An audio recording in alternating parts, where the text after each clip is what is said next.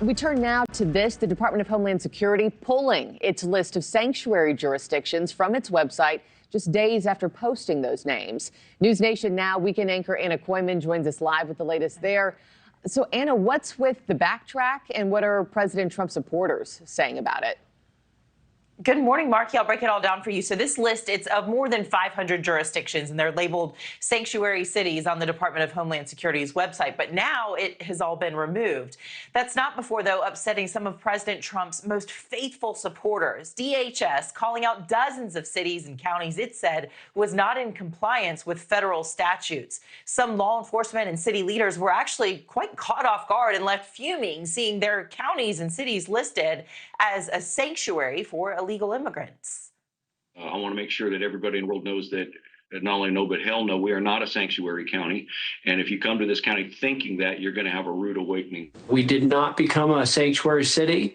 So this was a huge, huge surprise. We should make sure that anybody who is convicted of a felony, violent crime, whether it's rape, whether it's murder, whether it's assault, they need to be deported. And the National Sheriff's Association strongly denouncing the sanctuary list and the Department of Homeland Security's unilateral approach, as they call it, saying this in part: this is an unfortunate and unnecessary erosion of unity and collaboration with law enforcement and the enforcement of the rule of law at a time when that unity is needed the most.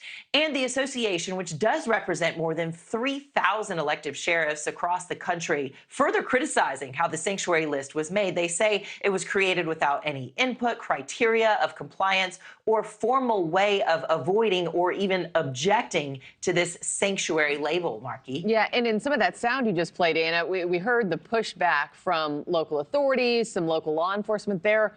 What's Homeland Security and the White House saying about that?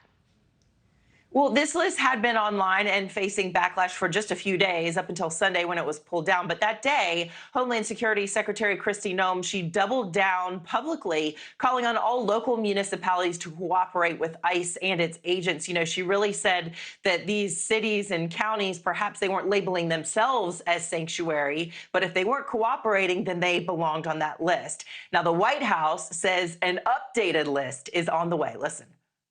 The president has signed various executive orders and has directed the attorney general to prosecute state and local officials who are not complying with federal immigration authorities and, most importantly, federal immigration law.